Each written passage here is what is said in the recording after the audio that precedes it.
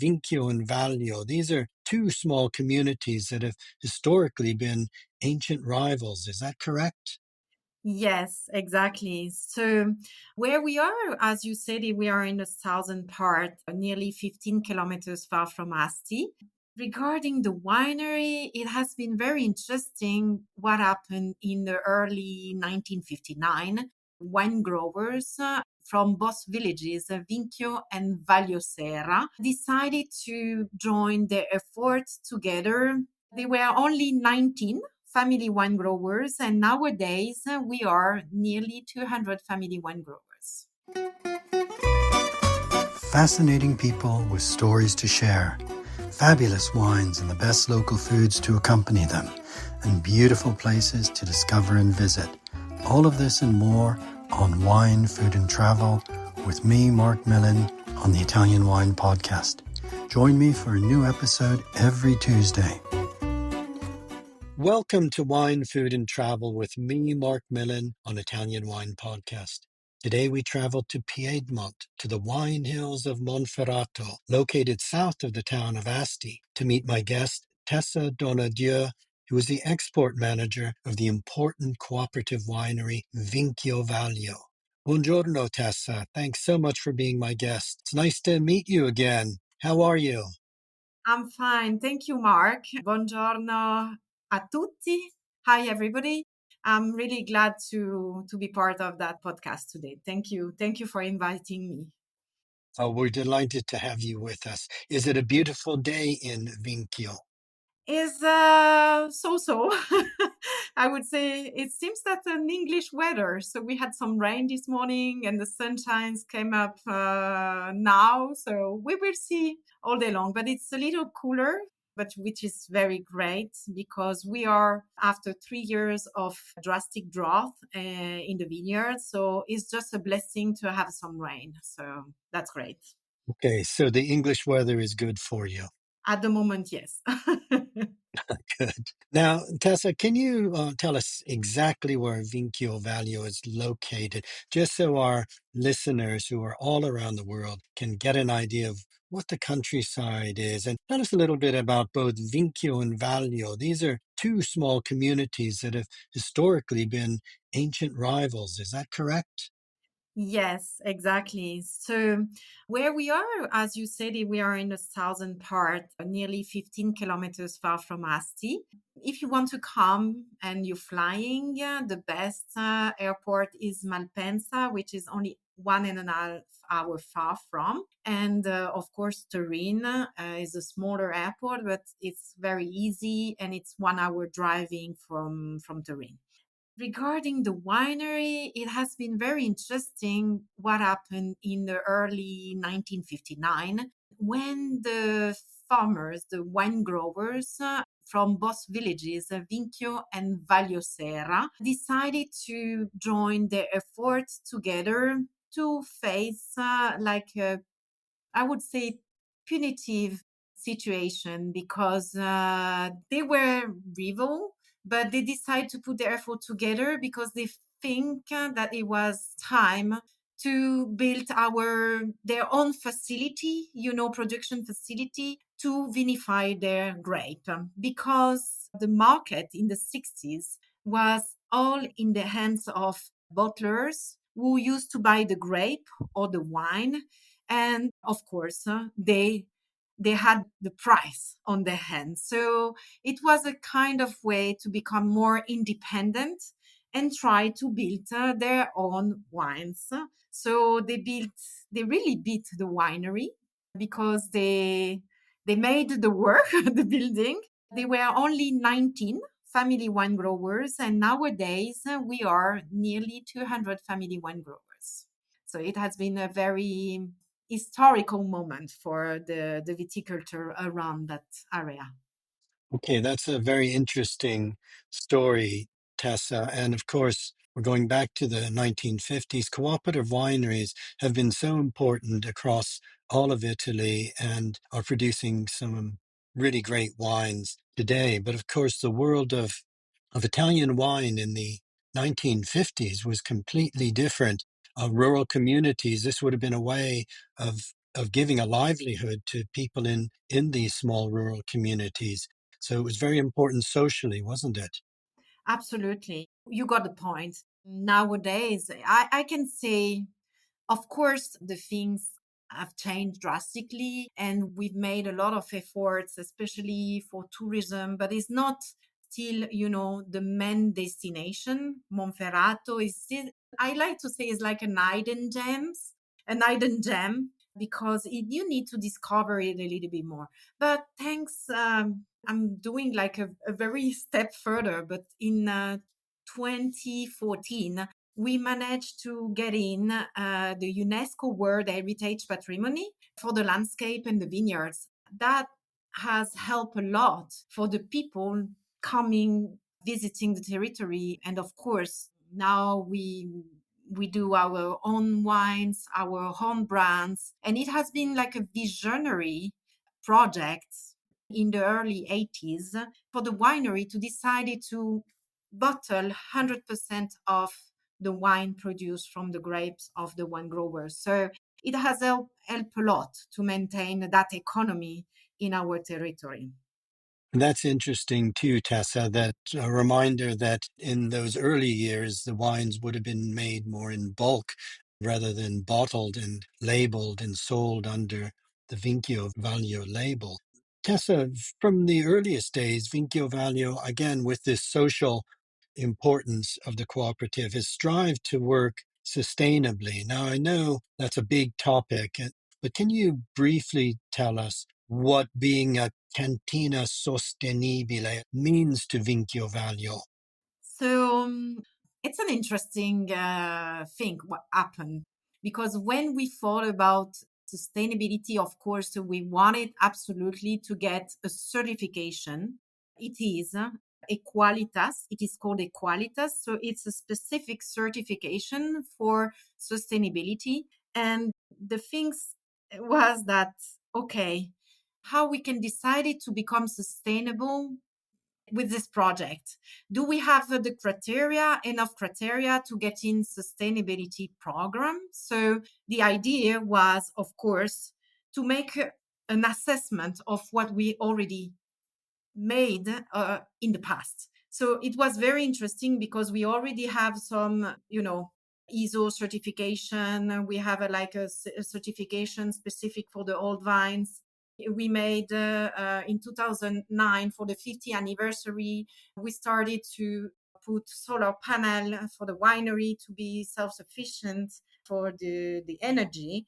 And all these points help us to get more criteria to get in the sustainability program. And sustainable means not only the good practice you can do in the vineyards, but it means as well the impact you have on the territory, the economical, social impact. And in the 2020, we decided to build a natural trail path called the Path of the Nest, because just after COVID, it was complicated to welcome the visitor and to visit the winery inside. So we decided to have welcome the people outside. So the winery bought like a natural trail path in a natural reserve park called Valsarmasa, and we create some big nests, like a land art made from willow tree, called the nests of Barbera. And we started welcoming people in a very casual way. And it helps to, maintain that economy on the territory. So tourism, sustainability, like solar panel and good practice in the vineyards all together help to create an economy around us. Okay, that's very interesting too. And I'm intrigued by these nests amongst the vineyards because we are in Il Nido della Barbera, the heartland, the nest of Barbera, this Monferrato wine hills, where the Barbera grape in particular. I know your Soci have other grape varieties, but the majority of your production is Barbera, one of my favorite grape varieties, not least because it makes such gastronomic wines. Can you tell us about Barbera? Tell us what Barbera makes it such a wonderful wine grape. So Barbera is the most planted grape in Piedmont. of course, with the well-known Dolcetto and, of course, the noble Nebbiolo. But it's a very interesting grape, which has been sometimes in the past a little bit betrayed because it was considered like the wines produced from Barbera, considered like wines from the trattoria, the small restaurants and very like everyday wine. But thanks to our former enologist, Giuliano Noe, who is considered the godfather of Barbera, he managed to tame the specific acidity of this wine because Barbera has a quite, I would say, punchy acidity, which can disturb, some palates. But it's an amazing food friendly wine because of that acidity, because it can be really the best companion with any kind of food, of course. It's a very interesting grape because at youngest age, you get that very brilliant and intense color, ruby color wine with a super fruit. It's so fruity. It's very intense on the little red fruits. It gives very, very pleasant wines. And of course, it's very versatile. The way you work in the vineyard and the position you decide, some vineyards, some hills are very, I would say, vocated to make maybe more structured Barbera. And if you age it in oak, it can give like a very elegant and long aging, long lasting wine, especially in our, I would say, soil. We are on very sandy soil, a soil born in the Pliocene era between the 5 and 3 million years ago. So it's very sandy soil. And Barbera is quite productive grape and it helps to maintain lower yield per hectare, I would say naturally, because of that soil. So on a poor soil, Barbera behave very well. And on sandy soil, it can become a very elegant wine. Okay, that's a very good description of, and also of the versatility of this extraordinary grape. You mentioned it was considered the wine of the trattoria. For me, there's nothing wrong at all with that. But I think that Vinchio Vaglio and as well other producers today have also demonstrated that Barbera can make truly great wines that really stand alongside the very best in Italy. Let's talk about a couple of the special projects at Vinchio Vaglio. I know you're very involved with an important project, the Old Vines Project, and the Vigna Vecchie, the old vines that you have at Vinchio Vaglio. This has been recognized a long time now, Tessa, hasn't it, by Vinchio Vaglio, and you've long valued these ancient vines. Tell us about the old vines at Vinchio Vaglio. Yes. It has been another visionary project with our former enologist, Giuliano Noè, in the early 90s. So the idea of the project started in 1985, to be precise. It was, to be honest, the context, the Italian viticulture enology at that time was in a little chaos and a scandal of the methanol. I don't know if you hear that. And it was like they decided to choose the way of the quality for Barbera because they wanted to show all the potential of that grape. So at that time, they start to map the oldest vineyards on our own in Vinchio Vaglio. It was the own philosophy to map the more than 50 years old vines. So in that project. So they started to map that vines and then they decided to release the first bottle of Barbera made from old vines in 1987. And it was the first time, nearly the first time, they experimented to age that wine in oak, in small French barrique, which was like an innovation at that time because usually Barbera was only in cement tanks, so very easy drinking. I remember that they thought it could be like consider a mistake, so they decided not to put the appellation. At that time it was Barbera d'Asti Superiore DOC. They decided to put Vino da Tavola because they were afraid to not get the qualification of the DOC. Then Vigne Vecchie became a tremendous success, especially locally. And that's why they decided then to ask for the DOC. So it's very interesting because at the time people were a little bit, reluctant, the Barbera age in oak, but then they found because of the age of the vines, it gives a really good structure, to support, of course, the oak age.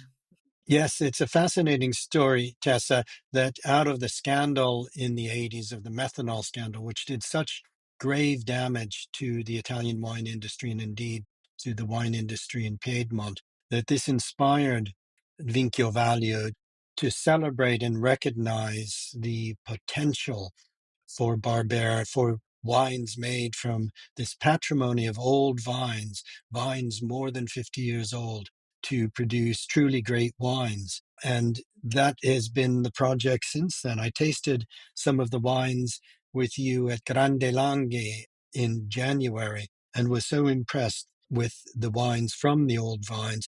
What do you think old vines uniquely give to the Barbera?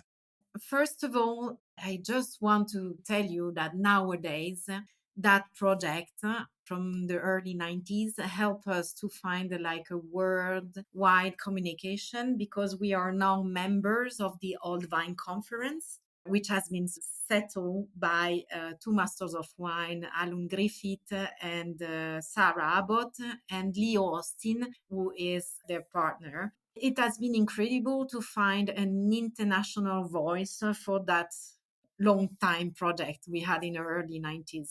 And it's amazing that project alongside the Old Vine Registry. Jensis Robinson is like one of the player. And it's interesting because it helped to map, protect, and maintain the old vines everywhere in the world, worldwide. So we are members from Chile, Argentina, Uruguay, South Africa, and it's a super interesting group of people that share the love of old vines and want to create a new category on the shelf. It's a quite ambitious project, but it's important for the consumer to understand that those old vines value. Thank you for highlighting the Old Vines Conference, which is very important. And I'm glad you've mentioned the work of Sarah. And I know in Italy, Michelle Shaw is very involved as well. And being part of this family, global family, gives, as you say, recognition. And I would mention to our listeners the value of wines made from old vines, from wherever they come from, because the wines have a uniqueness and a character that is really worth seeking out, as are these special wines from Vinchio Vaglio. Yes, and they are very important, especially in these days. In the last few years, after 3 years of drought, we noticed that the old vines, because of their root apparel, they go deeper and they are facing better, the climate change. So that's why it's very important to protect them and to continue to work maintaining these old vines. Of course, as I explained, it gives amazing wines. You feel the territory. A Barbera from Vinchio will never be like a Barbera from anywhere else. It gives that uniqueness on the wine. And of course, structure, elegance, gives very intense and very good expression of the grape variety. So that's why it's very important for us to maintain that project. Yes, yes, absolutely. And I can confirm that from the wines that I tasted with you. Now, Tessa, Barbera comes in many styles and also many quality levels. Can we talk about your Bricco Laudana Nizza DOCG project and what makes the wine so special? And indeed, what makes Nizza, the Nizza territory, so well suited to Barbera? So, Nizza project is a long, long project. Started in 2008. It was part of a subzone, like consider Barbera d'Asti, Superiore, It could be Nizza, it could be Tinella. So there were 4 different subzones at that time. But I would say the only subzone who survived to this project was Nizza. And in 2014, we decided to focus only on the territories on Nizza. So that's why we take out Barbera d'Asti Superiore and we just put Nizza DOCG. Oh, so it become with the 2014 vintage the Nizza DOCG project. Just to be very simple, it gives the opportunity for the consumer, such as Barolo and Barbaresco, with the Nebbiolo, give the best, most vocated area. Nizza wants to be the best, most vocated area to grow Barbera. And of course, it's a more restricted area. So, for example, to give you some figures, Barbera d'Asti, the OCG, is made from nearly 400 producers for 170 villages and nearly 21 million bottles.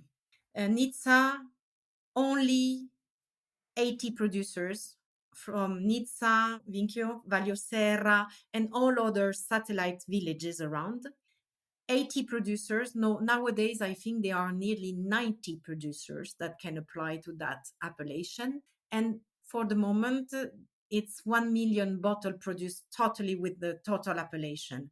And it needs to be, of course, special, very great exposure, southwest, southeast facing vineyards. In our case, Laudana is a whole hill dedicated to that wine. And it gives, of course, the soil. We have different soil. We are in the core area of Nizza, which is a sandy soil, and it gives extraordinary wines, very elegant, very clean. And of course, it needs to be aged. So from the law, by the Italian law, Nizza DOCG has to be 30 months, 18 months aging, between 6 months in oak and the rest in the bottle. So it gives more refined wines. And Nizza Riserva, which is, I would say, the top of the pyramid of the Barbera, it's 30 months aging, between 12 months in oak and 18 months in bottle. So when you taste the Nizza, it's a wine that has had enough time to give you the best potential of the grape. Okay, so we're really talking about the top crew of Barbera from this very small area, the vineyards around Nizza Monferrato, a much more limited production. But if consumers, if listeners see that magic word Nizza DOCG on a bottle, I would suggest that's it may not be a name familiar to you. And of course, it's confusing sometimes with Italian wines that Nizza is a place name, Barbera is a grape name. But I would like our listeners to look out for that name, Nizza, and try the wine whenever you get a chance. But whether it's a Barbera or a Nizza, Tessa, we've mentioned already that wines made from the Barbera grape are without doubt one of Italy's best wines to enjoy with food. I mean, so many Italian wines are great food wines, but I have a particular love of Barbera. I think, as you say, it's that acidity as well as structure that can make it such a great partner. Can we talk a little bit about the traditional gastronomy of Monferrato and maybe how some of the different styles of Barbera pair well with your local cuisine? So there is a big tradition of antipasti. In Piedmont, you start with a lot of antipasti. For example, vitello tonnato. Veal is like I would say, a roast beef with tuna sauce. You have a carne cruda. We have a big tradition of butcher and beef, Piemontese beef. And it's a raw beef. I would say it can be like a kind of tartare, but not too much, sauce ingredients. And is insalata rossa, Russian salad with a lot of vegetables and some mayonnaise. So those are the classic, I would say, antipasti. And of course, I will pair definitely with a young and easing drinking Barbera d'Asti, stainless steel tank. Then we go on the pasta. tagliarin, which are like the traditional tagliatelle with maybe tomato sauce. I would pair definitely like a Barbera d'Asti Superiore, which is, it gives, the good structure, or al ragu, so with meat, our tomato sauce with meat. It's the perfect pairing. And there is a very special dish that I would like to speak. If you're not afraid about offals, if you say that, it's a finanziera. It's a second course Oh, dish, and it's made from, when they cut the beef, the butchers use, I would say, the less noble part of the beef, and they blend with offals and these parts. So offals can be brain, can be roaster crest from roaster, or can be vents or strands, and they are cooked, I would say, very, very slowly. So they do like a small meatball with all these things, and then they put the brain on the parts and they cook all together with preserved mushrooms under oil and sweet and sour vegetables. And they cook everything very slowly all together, and it gives, okay, you have to be, I would say, prepare to eat that dish. But it's a dish from the 15th century, very traditional dish from, I would say, it's a farmer dish because it was made from the less noble part of the beef and, of course, the rooster. So when they didn't have, the perfect fillet or the perfect tenderloin, or they took these parts and to make that special dish, which is called finanziera. oh, I love that, Tessa. That's a dish I haven't had in a very long time, but I remember actually having that in a restaurant in Nizza, Monferrato, maybe 35 years ago. It is utilizing those bits of the animal that perhaps people don't use today so much, even the coxcomb, the crest of the rooster. But I think what the food of your area has is it may be rustic in origin, but there's a great refinement to it. And it's actually a beautiful dish. If anyone does encounter this, because it's not easy to find, you need somewhere producing very traditional food, or perhaps in a home, it will be a real treat. Tessa, what would be the ideal wine to have with Finanziera? Of course, one of maybe Vigne Vecchie Superiore, so we age in oak age, or Nizza. Nizza is perfect with this dish. Very, because the freshness of the Barbera, and it goes very well with the maybe the fat or the of the food, and it's really amazing. Yes, it is a rich dish, isn't it? So I can Absolutely. see that a nizza would be a splendid pairing. And of course, Tessa, the Monferrato hills are also a source of the wonderful Tartufo Bianco d'Alba, this white truffle that is a real jewel to be found in the autumn hills and leading into winter. Tell us about the white truffle, how you like to enjoy it in your area, and what wine pairs best. So yes, we have a small village near Vinchio called Monbercelli, and there is an annual white truffle event market, and it's very interesting. So usually white truffle, we don't need to cook very complicated dish. So we go maybe on a carne cruda, raw meat, like a very simple tartare, and we grate a little bit of white truffle on the top. Or we go with the tagliatelle, tagliarin with butter and truffle. Very, very simple. Or the best, I like very much the egg. A plain egg and truffle, white truffle on the top. And of course, here you need, I would say, our upper level of Barbera. It's called Savigne in Synthesis, and it's absolutely amazing Barbera, 24 months aging in French barrique. It's Nizza Riserva. it's a very complex and elegant wine that can easily pair with truffle, because truffle, white truffle, is very delicate, but very, I would say, it has a strong aroma. So it covers, everything. So you need something a little bit stronger to go in contrast with that. But it's amazing. Yes, you're right. The white truffle is delicate, yet at the same time incredibly intense, which sounds paradoxical.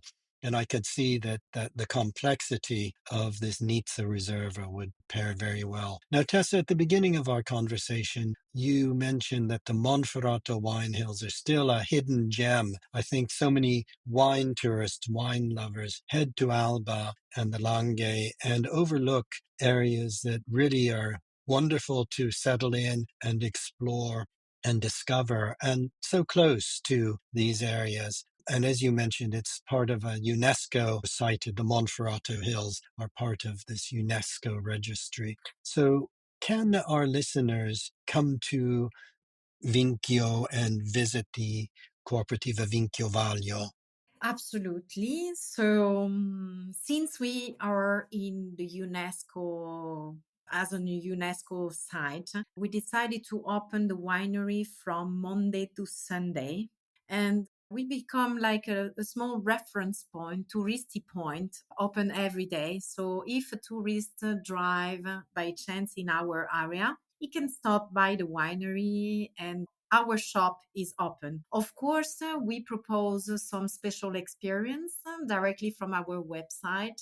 You can book maybe some specific wine tasting, and you can find them on our website. Otherwise, I suggest, if you are interested in some different events, we do all year long opening doors. So, for example, now the program is getting, I would say, with spring and summer, it will be a little stronger. So we will have the Giro del Nizza in April. We will have a picnic in the vineyards. It's a very family and open doors.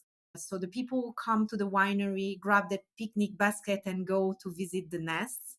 And then we will have, of course, the Cantina aperte, and we will have some music later in June and July. So we are very, I would say, open minded. You can follow, of course, our Facebook or Instagram page. And if you want, you can use our newsletter, because we are updating everybody on the special events. Of course, if you want something maybe more, I would say, in a private atmosphere, we organize for small group from 4 people and up. We can do like a picnic. We can organize some picnic. Of course, you need to book it in advance, but it's a possibility. And of course, you can enjoy some trekking paths. We have a e-bike as well available nearby the area. And I really invite people to visit Nizza Monferrato downtown. It's a very small town. It's very, I would say, quiet and peaceful. And Asti has very interesting monuments too. So you can go maybe to the museum, Palazzo Mazzetti. It's a very nice museum. And this month, I think till mid-May, there is an amazing exhibition called Escher. The painter is Escher, is totally amazing. You can book some tours as well, I think, to visit Asti. So we have a plenty of beautiful activities to do in the winery and around. That's great to hear, Tessa. And yes, I would urge our listeners to explore Asti. It's a lovely small city, and visit Vinchio, Vinchio Vaglio, and of course the town of Nizza Monferrato. I love the idea of the picking up a picnic basket with a bottle of Vinchio Vaglio wine or two in it and heading out to picnic and explore the nests that are sited around the vineyard.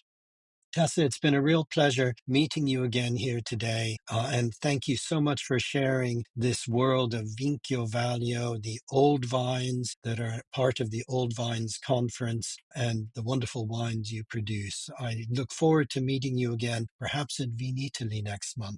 Thank you very much. Oh, that would be great. Thank you so much, Mark. And thank you to everybody for the attention. And we are ready to welcome everybody, especially this summer and spring. We are opening our doors. Thank you so much. Thank you. Grazie Tessa, buona giornata. Buona giornata anche a te. Grazie mille, Marc. We hope today's episode of Wine, Food and Travel with me, Marc Millon, on the Italian Wine Podcast has transported you to somewhere special. Please remember to like, share and subscribe wherever you get your pods. Likewise, you can visit us at italianwinepodcast.com. Until next time, chin chin.